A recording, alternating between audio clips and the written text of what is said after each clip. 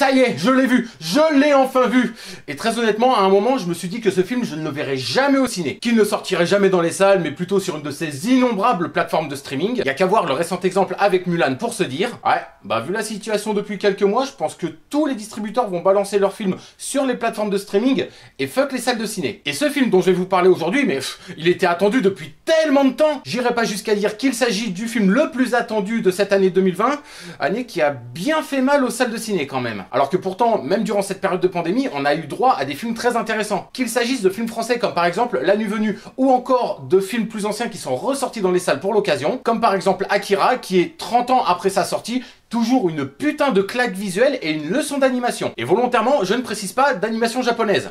Non, non. D'animation tout court, ma gueule. Voyez Akira en HD ou en 4K, peu importe, mais vous allez vous prendre une putain de baffe dans la tronche si vous ne l'avez jamais vu. Je suis donc allé dans une salle de ciné pour la première fois depuis le mois de février pour aller voir Les Nouveaux Mutants. Générique.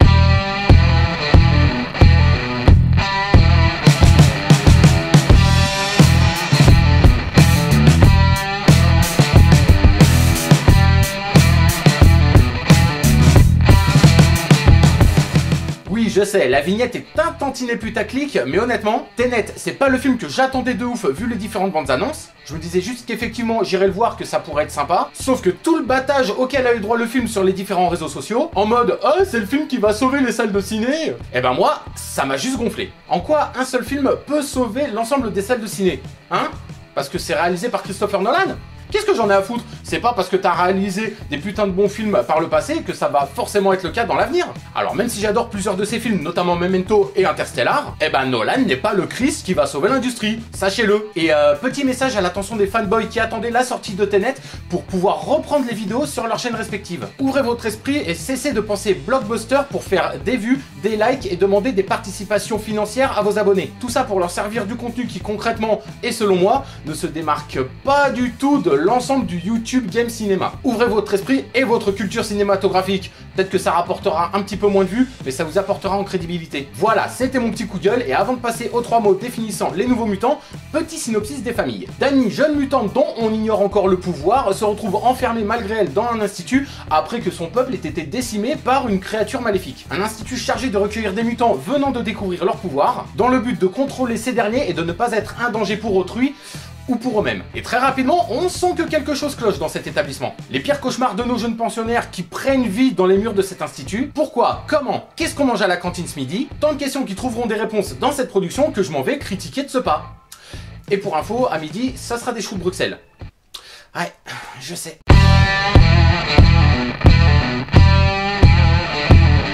Bon, vous le savez sans doute, la production de ce film a été chaotique. Annoncé au ciné, repoussé, annulé, rachat de la Fox qui produisait le film par Disney, tournage de nouvelles scènes, nouvelle date de sortie, annulation, sortie prévue directement sur une plateforme de streaming. Honnêtement, le parcours de ce film pour atteindre les salles de ciné, mais c'est Ninja Warrior. Et malheureusement, cela a un impact sur le produit final. On va pas se mentir, ça se ressent fortement si vous n'avez vu ne serait-ce qu'un seul trailer du film. Il n'y a qu'à constater que certains plans présents dans les trailers du film sont tout simplement absents du produit final et qu'à l'instar d'un Suicide Squad ou d'un Justice League, le film a été charcuté dans tous les sens pour donner un produit final bien loin de ce qui était prévu à l'origine. Et vu que Disney a racheté la Fox entre temps, parce que oui, le film est quand même annoncé depuis un petit peu plus de 3 ans, et ben on ressent vachement que la société ait édulcoré le film qui se présentait comme étant un film d'horreur à la sauce super-héros. Et ça, c'est ma petite théorie perso, mais vu les fours qu'ont fait les derniers X-Men, à savoir Apocalypse et Dark Phoenix, Disney s'est peut-être dit qu'ils allaient limiter la casse et rendre le film accessible au plus grand nombre. Vu le désintérêt global pour les films de mutants ces dernières années, en même temps, si les films avaient été bons, on n'en serait pas là. Hein. En résulte un film qui ne tient pas la promesse qu'il nous avait faite à la base, mais ça, j'y reviendrai un petit peu plus en détail dans le 3e mot de cette critique.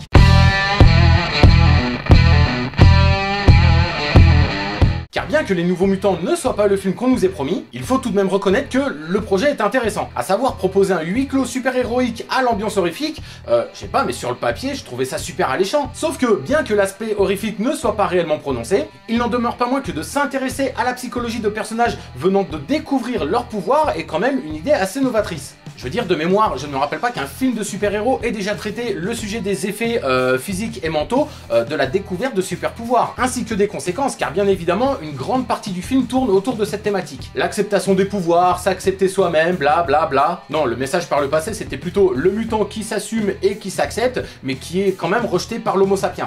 Mais jamais l'aspect psychologique n'a été abordé, et en ça, les nouveaux mutants font un travail qui est quand même acceptable. Pas génial, acceptable, car bien que l'idée soit bonne, malheureusement, on ne va s'attarder vraiment que sur 2-3 personnages. Les autres pensionnaires étant tout simplement survolés, alors que creuser leur personnalité aurait été assez intéressant pour le film. Mais encore une fois, problème de production, film charcuté dans tous les sens, etc. etc.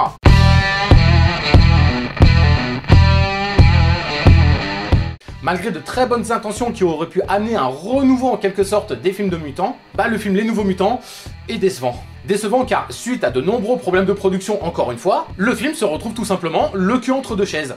Nous n'avons pas affaire à un film de super-héros, mais on n'a pas affaire non plus à un film d'horreur. Disons que pour résumer, nous avons un huis clos matiné d'un petit peu d'angoisse et de super-pouvoirs. Et le film ne nous embarque tout simplement pas. Pire, on se fait franchement un peu chier par moments. Et malheureusement, à avoir constamment le cul entre deux chaises, bah déjà c'est pas super agréable pour le fessier, il ne se passe pas grand chose durant la première heure de film, peut-être parce que ça manque cruellement d'enjeu et que finalement, le film n'avait pas grand chose à nous raconter. Et miser plus sur son ambiance oppressante qui, malheureusement pour pouvoir embarquer le spectateur, ne peut en aucun cas être rushé. La plupart des personnages ne sont pas ou très peu exploités, juste le temps d'un flashback, et encore quand le background d'un personnage ne nous est pas raconté à travers 3 lignes de dialogue, et le film préfère se focaliser sur Danny et Reigns pour une raison qui ne fait en rien avancer le scénario, mais qui fera sans doute plaisir aux social justice warriors d'internet. Bref, que dire des Nouveaux Mutants? À titre personnel, je n'ai pas trouvé le film mauvais, mais plutôt décevant par rapport à la promesse initiale. Certains plans sont très sympas, procurent même un début d'angoisse, mais la réalisation et la production charcutée à la tronçonneuse font que le film aura du mal à trouver son public. Et marquera encore moins les esprits qu'un X-Men Apocalypse ou Dark Phoenix.